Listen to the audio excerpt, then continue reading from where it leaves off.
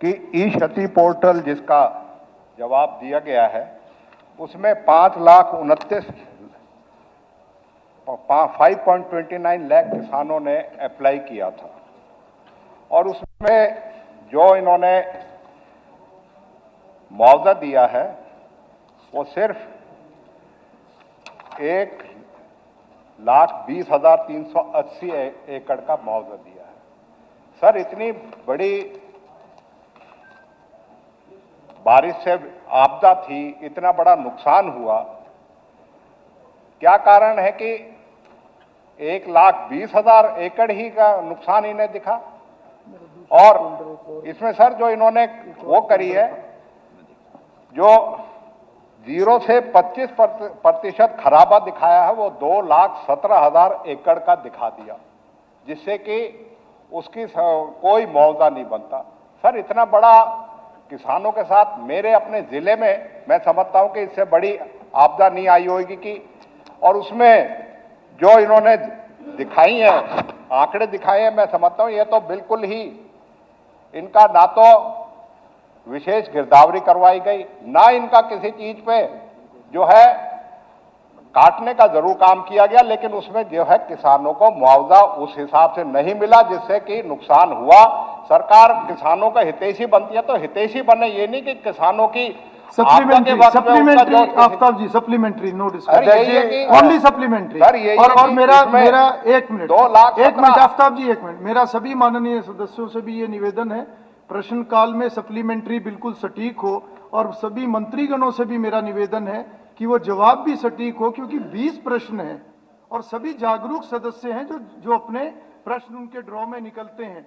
मंत्रीगणों को भी, अधिकारियों को भी, विभाग को भी, सबको मेहनत करनी पड़ती है। प्रश्न जब छूटता है तो जनता का नुकसान होता है, इसलिए मेरा निवेदन है बिल्कुल आप सब। मेरा यही है, 4.75 लाख किसानों को जो है फसल का, जिन्होंने ई क्षति पोर्टल पे दर्ज कराए थे, उनका दावा झुटला के ये सरकार जो है इस तरीके का, मैं समझता हूं मुआवजा का तो एक मजाक बन गया अगर इस तरीके से, और 0 से 25% में दिखा के ये अपने आप में एक तरीके से किसानों को मुआवजा ना दे के जब उसको वो करना। जी अध्यक्ष जी, जो विधायक जी की चिंता है मैं समझता हूं जायज है, लेकिन कहते हैं ना हाथी के दांत खाने के और दिखाने के और। इन्होंने कहा कि कांग्रेस जो भारतीय जनता पार्टी है कितनी किसान हितैषी है, तो मैं इनको छोटा सा आंकड़ा देना चाहता हूं। 1/4/2025 से लेकर 25/10/2014 तक इन्होंने 1158 करोड़ रुपए का टोटल मुआवजा दिया। जब से भारतीय जनता पार्टी 2014 के बाद सरकार में आई है तो 4771.89 करोड़ रुपए का हमने मुआवजा देने का काम किया, किसानों को कंपनसेशन देने का काम किया। ये हाथी के दांत खाने के और दिखाने के और है। और इन्होंने एक आरोप लगाया है कि जो मुआवजा देने की प्रक्रिया है उसके ऊपर ठीक से उसका अवलोकन नहीं किया गया, उसका ठीक से उसको हम लोगों ने ऑब्जर्व नहीं कराया। तो वहां पर पटवारी, गिरदावर, एसडीएम, डीसी सभी लोगों ने अलग अलग कमेटी पर, माननीय मुख्यमंत्री जी ने स्वयं उसको देखा, और जिन्होंने गलत करा 8 पटवारियों को सस्पेंशन करने का काम करा, कितने सारे लोगों को चार्जशीट करने का काम करा। ये किसान हितैषी सरकार है और किसानों का दुख दर्द में शामिल होने वाली सरकार है। ये सिर्फ हाथी के दांत खाने के और दिखाने के और वाली सरकार नहीं है, ये मैं बताना चाहूंगा। वेरी शॉर्ट, जितना लंबा सप्लीमेंट्री होगा उतना लंबा। मेरा आपके माध्यम से है, क्या सरकार इस पे विचार करेगी कि इसको फिर से आकलन को, और इसके जो है विधायक जी इसकी कोई प्रक्रिया नहीं है। फसल कटने के बाद, फसल बिकने के बाद कोई आकलन नहीं हो सकता। पहला आकलन एकदम सटीक और अच्छे तरीके से। ये कहता हूं कि अभी भी खराबे में फसल है जिसका मुआवजा नहीं मिला। खराबे में कौन सी फसल ऐसी फसल मंडी के अंदर जा चुकी है, मंडी के अंदर। श्रीमती मंजू चौधरी सर, किसी चीज के लिए। श्रीमती मंजू चौधरी। Shri Anil Yadav, question number 23। जी मंत्री जी। माननीय रेवेन्यू मिनिस्टर। माननीय अध्यक्ष जी, हमारे माननीय विधायक अनिल यादव जी ने सवाल किया है। ये कोसली विधानसभा में आप मांग कर रहे हैं कि एक ब्लॉक और बन जाए, जबकि वहां पर 3 ब्लॉक ऑलरेडी हैं जिसमें नाहर, जाटूसाना और डहीना तीनों की टोटल पॉपुलेशन 3,08,729 है और किसी भी ब्लॉक की पॉपुलेशन 1 लाख होना अति आवश्यक है, तो चौथे ब्लॉक की कोई संभावना वहां पर बन नहीं रही है। माननीय अध्यक्ष महोदय, धन्यवाद मंत्री जी का। लेकिन मैं आपके माध्यम से निवेदन करना चाहता हूं, ऐसे बहुत ही कम सब डिवीजन होंगे जो ब्लॉक नहीं है और पुरानी मांग है ये हल्के की, तो मैं आपके माध्यम से मंत्री जी निवेदन करना चाहूंगा तो इस पर विचार करें। इसके लिए आपने मेरी बात सुनी, धन्यवाद। ठीक विचार तो पॉपुलेशन के हिसाब से होगा ठीक माननीय विधायक जी। ठीक है। Shri Aditya Devilal, Sardar Mandeep Chattha, Question number 25. ULB minister.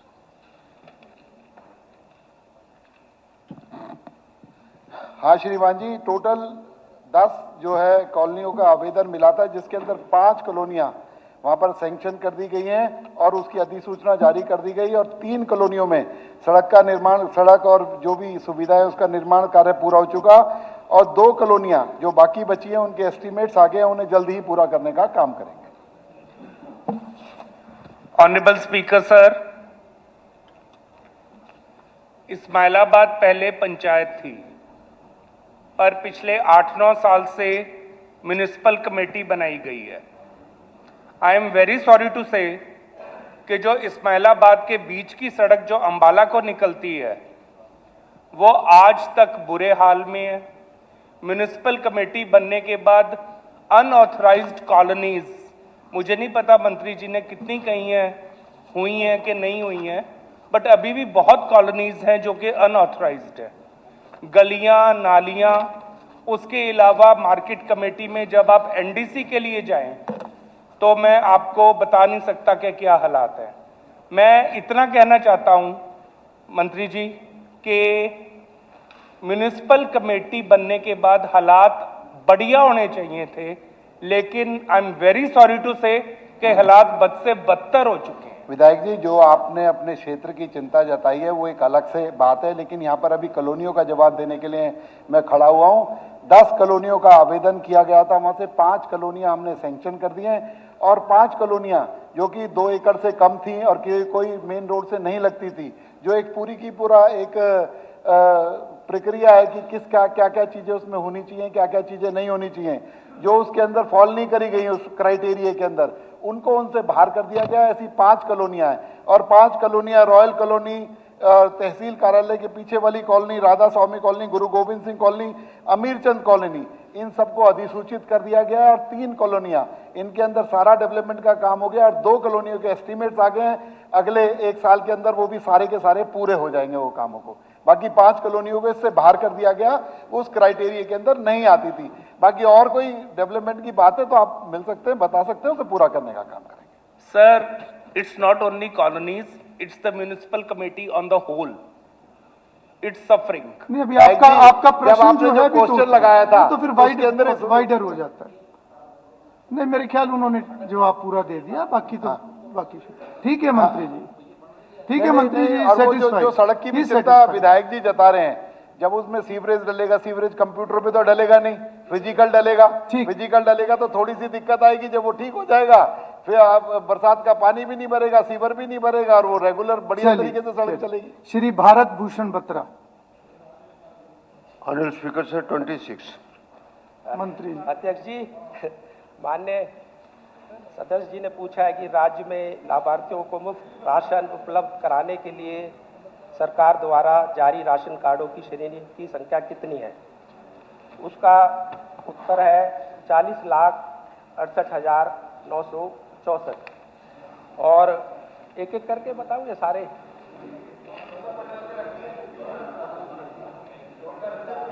Total बता दूं सारा? सिर्फ आंकड़े बता दो, 2024 पूरा ना पड़े। अक्टूबर 24 का आपने पूछा है 51,72,270।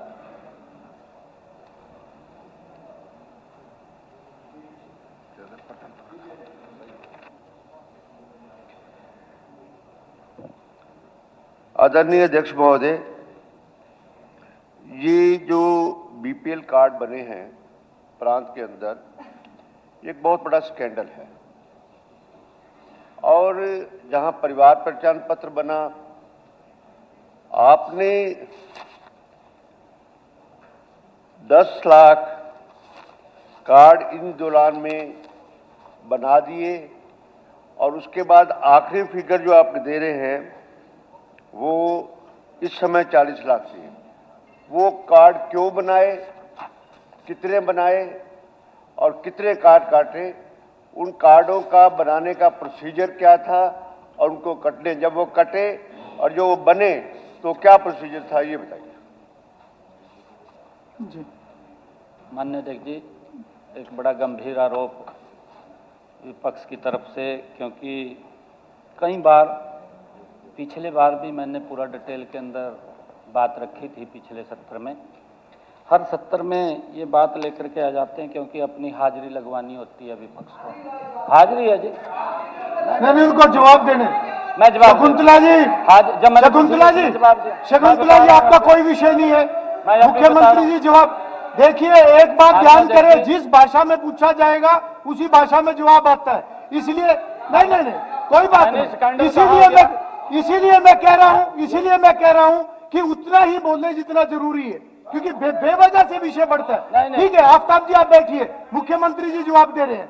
ऐसा नहीं होता, ऐसा नहीं होता। बैठिए, अगर कोई बात आई है तो लेट हिम रिप्लाई। नहीं ठीक है, बैठिए, आप बैठिए। ऐसे ठीक है, हर वक्त नहीं होता ये। सीएम साहब आप अपना जवाब। माननीय अध्यक्ष जी, आरोप लगा के स्कैंडल कर दिया। आरोप है तो वो जवाब देंगे ना आरोप का। मैं जवाब दूंगा। ठीक है, आप दीजिए। माननीय अध्यक्ष जी, मैंने पिछली बार पूरी डिटेल के अंदर उत्तर दिया था और मैंने बताया था कि इनके समय के अंदर तो क्या हालात थे। गरीब व्यक्ति को सामान भी नहीं मिलता था। जो गरीब व्यक्ति था वो तो देखता रहता था और जो और लोग थे उनको मिल जाता था। हमने सबके लिए माननीय अध्यक्ष जी आकर के कहा कि जो भी अपने आप ये कहे कि मैं गरीबी रेखा से नीचे हूं, अपना फार्म भर के दे दे। और हमने इसके अंदर इनके समय के अंदर 1,20,000 रुपए थी आए, हमने 1,80,000 रुपए कर दी। मैंने पूरी डिटेल में बताया था माननीय अध्यक्ष जी। और उसके कारण से लोगों ने इस बीपीएल के अंदर अप्लाई किया, वो कार्ड बढ़े हैं। और मेरी स्टेटमेंट भी है माननीय अध्यक्ष जी, उस टाइम तो चुनाव भी नहीं हो रहा था, चुनाव भी बाद में आचार संहिता लगी, मैंने स्टेटमेंट दिया, इसी हाउस के ऊपर दिया माननीय अध्यक्ष जी, यहीं दिया। मैंने ये कहा कि हम इस चुनाव के बाद उसको वेरीफाई हमारा अधिकारी करेगा और अगर अधिकारी वेरीफाई करेगा जो गलत होगा वो कट जाएगा। ये स्पष्ट रूप से कहा। ये स्कैंडल की बात कहां से आ गई? अपनी हाजिरी लगवाना चाह रहे हैं ये।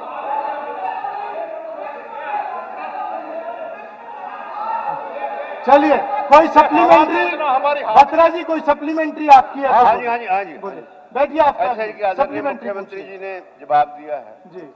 मैं आदरणीय मुख्यमंत्री जी को, हमारे मंत्री जी अपना राजेश नागर जी ने पहले भी जवाब दिया। उसमें अप्रैल 2022 के अंदर मुख्यमंत्री जी, मैं दोनों स्पीकर साहब के माध्यम से आपसे पूछ रहा हूं, 8,82,417 टोटल कार्ड थे। ये फिगर आपकी सरकार की फिगर है। और सितंबर 2024 में जब चुनाव होने थे, ये कार्ड बढ़ के 46,45,310 हो गए। यही तो सवाल है इस बात के लिए। यही तो आपने मुफ्त में राशन बांटा और यही वोट चोरी है। और क्या सबसे बड़ा प्रलोभन है इस बात के लिए? जैसे बिहार में 10,10,000 रुपए दिए गए, उसी का एग्जाम्पल ये है इस बात के लिए। बाद में आपने काट के इसको फिगर सेंट्रल गवर्नमेंट की उसमें भी दी, आपने इसको 40 लाख। बत्रा जी, ये वोट चोरी आपके इसमें था क्या प्रश्न में? ऐसे क्यों जोड़ रहे हो आप? प्रलोभन है। चलो मैं वापस लेता हूं। माननीय अध्यक्ष जी, ये बिल्कुल प्रलोभन है। नहीं, ऐसे नहीं, ऐसे नहीं। हर चीज को पॉलिटिसाइज ना करें, हर चीज को ना करें। माननीय अध्यक्ष जी, आप सप्लीमेंट्री है तो पूछिए ताकि वो जवाब दे। माननीय अध्यक्ष जी, प्रदेश के लोगों ने इनके क्रियाकलापों को नकार दिया है। ये फ्रस्ट्रेशन में है और फ्रस्ट्रेशन में कुछ से कुछ बोलते रहते हैं। इनके पास मुद्दा नहीं है। ये हैरानी की बात है, वोट चोरी लेकर घूम रहे। माननीय अध्यक्ष जी, हर व्यक्ति को अपना अधिकार है वोट देने का, और ये वोट चोरी की बात करी जा रही है। लोगों ने इनको नकार दिया, इनकी नीतियों को नकार दिया। माननीय अध्यक्ष जी, मैंने तो राशन कार्ड पे पूछिए ना, आप सप्लीमेंट्री पूछिए बत्रा जी, आप सप्लीमेंट्री पूछिए। आपकी सरकार, चलिए लास्ट सप्लीमेंट्री बत्रा जी, लास्ट सप्लीमेंट्री आपकी एक मिनट माननीय अध्यक्ष जी, अभी हमारे बत्रा जी ने एक बात कही कि 8 लाख थे, ये डेट भी गणवाई इन्होंने, कौन सी डेट बताई है? अप्रैल कह रहे हैं 8 लाख थे। और मैं आपको बताना चाहता हूं माननीय अध्यक्ष जी, ये 2022 में राशन कार्ड 8 लाख नहीं, ये 30 लाख से ऊपर थे। ये 2022 की बात, ये पता नहीं कहां से लेके आए आप फिर। चलिए एनी कोई और विषय, कोई और सप्लीमेंट्री आपकी? है supplementary, very short supplement, very short last. और मैं आगे के लिए भी बताता हूँ, कोई भी ऐसा विषय है आपके पास, एक और हथियार है, आप शॉर्ट डिस्कशन का नोटिस भी दे सकते हैं। ठीक है। अगर उसको अप्रूव किया जाएगा, एडमिट किया जाएगा तो हो जाएगा। यहाँ लंबी चर्चा चलो कोई जी। छोटी सी बात और है जी, आपके माध्यम से मुख्यमंत्री जी से, कि 2014 तक पेंशन्स बनी थी, अगर आपको ध्यान होगा, और उसके बाद आया कि ये पेंशन्स गलत बनी हुई है, इनको काट दिया जाए। ठीक है, एडमिनिस्ट्रेटिव एक्ट था, ये कुछ है। साथ में ये कहा इस बात के लिए पेंशन तो ये इसका विषय नहीं है। नहीं, ये इसका ये आपके प्रश्न का हिस्सा नहीं है। प्लीज बैठिए। राम कुमार गौतम जी, ऐसे थोड़ा आप कहीं से कहीं लेके जा रहे हैं। नहीं, वो प्रश्न के अंदर है ही नहीं। वो आप कहीं से कहीं जा रहे हो, डिपार्टमेंट भी बदल। राम कुमार गौतम जी, सर 27 मंत्री जी बैठिए। बत्रा जी, अध्यक्ष महोदय, इसमें बत्रा जी प्लीज बैठिए, कुछ रिकॉर्ड नहीं होगा, कुछ नहीं होगा। राशन कार्ड से आप पेंशन पे चले गए, ये कैसे होगा? इसमें जी मंत्री, माननीय जी सदस्य जी ने पूछा है कि राजकीय कन्या महाविद्यालय की बात है। इसमें पहले इसकी जो प्रशासनिक स्वीकृति है वो 16/5/25 को आ गई थी, जो 800 लाख रुपए की थी। लेकिन इसके बाद में शिक्षा विभाग की तरफ से जो चीफ आर्किटेक्ट है, उसके माध्यम से ये कहा गया कि इसमें थोड़ा चेंज कर दिया जाए, और इसलिए जो प्रशासनिक स्वीकृति के लिए भी उसमें 1126 लाख रुपए का इसका भेजा हुआ है। और हमने बात भी होगी है उनसे, जो शिक्षा विभाग है वो जल्दी अभी भेज देंगे, और हम समझते हैं कि मार्च तक इसका टेंडर लगा देंगे। स्पीकर सर, मंत्री जी ने जो जवाब दिया है उसमें शिक्षा विभाग की स्वीकृति का जिक्र किया कि वो नहीं आई। कई महीने से ये शिक्षा विभाग में पड़ी है, किसी ने कोई गौर नहीं किया, किसी का कोई इंटरेस्ट ही नहीं है मुझे लगता है, क्योंकि कई साल से ये स्वीकृत है, अपना मंजूर है, और क्लासेस लग रही हैं स्कूल में। ये जामनी में गर्ल्स कॉलेज मंजूर हुआ है, क्लासेस लग रही हैं पिल्लूखेड़ा में सीनियर सेकेंडरी स्कूल में।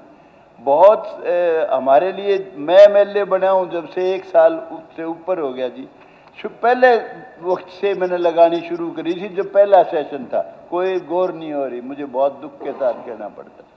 मंत्री आप बताओ कब से पड़ी है ये? बिल्कुल, जैसे मैंने पहले कहा कि ये अभी जो दोबारा जो रफकोस एस्टिमेट जो भेजा है AA के लिए, वो 26/8/25 को भेजा है जी। और क्योंकि जिस विभाग की होती है उसी ने प्रशासनिक स्वीकृति देनी होती है, इसलिए शिक्षा विभाग को इसके पास भेजा हुआ है। और मैंने जैसे कहा कि अभी बात की है शिक्षा विभाग के एसीएस ने, हमारे PWD के एसीएस ने, उसने कहा कि हम जल्दी इसको भेज रहे हैं और मार्च तक हम इसका टेंडर लगा देंगे और जल्दी बढ़िया कॉलेज बना करके देंगे। ठीक। स्पीकर सर, ये 4 महीने से पड़ी है, कोई बात नहीं, अब संज्ञान ले लेंगे तो भी अच्छी बात है। मैं एक और बात कहना चाहता हूँ, 18 नंबर सवाल जो मेरा नहीं लगा था, सिर्फ इतना ही और कुछ नहीं।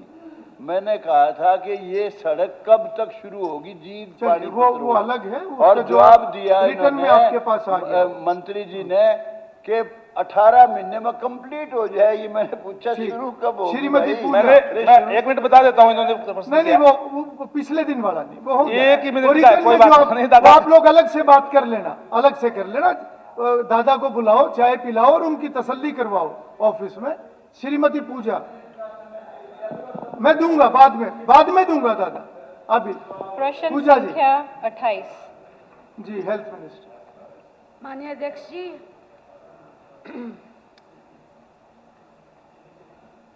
लोकसभा में मिनिस्ट्री ऑफ हेल्थ और फैमिली वेलफेयर ने 2018 में कहा था कि 1 डॉक्टर होना चाहिए 1000 लोगों की पॉपुलेशन पे। इसके साथ साथ आज के दिन हरियाणा में एलोपैथिक डॉक्टर्स का रेशियो, जो डेटा हमारे पास हरियाणा मेडिकल काउंसिल से ली गई है 16/12/2025 में, आज के दिन हमारे पास 1 डॉक्टर 1225 लोगों पर है। और अगर उनके साथ आयुएच, जो आयुर्वेदिक, यूनानी और होम्योपैथी डॉक्टर्स मिला दिए जाएं तो ये संख्या 819 पर आ जाती है। जी पूजा जी। सर इसमें धन्यवाद स्पीकर सर। सर इसमें ये नहीं बताया गया कि कितने डॉक्टर्स लंबी छुट्टियों पर गए हुए हैं, कितने डॉक्टर्स डेप्यूटेशन पे है, माना जनता के स्वास्थ्य की जांच करने के लिए कितने डॉक्टर्स अवेलेबल हैं, ये जानकारी भी दी जाए सर। सर पिछले साल शीतकालीन सत्र यहीं विधानसभा में रिपोर्ट ली हुई थी, जो अखबारों में भी आई थी कि 1 डॉक्टर पे 2339 पे 1 डॉक्टर है पंचकुला में और 9999 पर 1 डॉक्टर है फरीदाबाद में। सर ये रैशनलाइजेशन की जिम्मेदारी किसकी है? कि डॉक्टर्स की वो तो बताया गया कि है, लेकिन रैशनलाइज पोस्टिंग हो, ट्रांसफर हो, जिलावार इतना जो डिफरेंस है सर, उसकी देखरेख की जिम्मेदारी किसकी है? जी पहले ही डॉक्टर इतने कम है सर, उनकी पोस्टिंग भी अगर ठीक से नहीं होगी तो किस प्रकार से जनता के स्वास्थ्य को हम इंश्योर करें? माननीय अध्यक्ष जी, सबसे पहले तो मैं ये बताना चाहूंगी कि आज के दिन हरियाणा सरकार ने और हमारे सीएम साहब के नेतृत्व में और उनके मार्गदर्शन में हमने माना है कि हेल्थ एक सुविधा नहीं, सबका एक अधिकार होना वो है और उस पे हम कार्यरत हैं। जहां पहले 11 साल पहले सिर्फ 700 सीटें हुआ करती थी मेडिकल कॉलेजेस की, आज के दिन वो 2710 बन गई।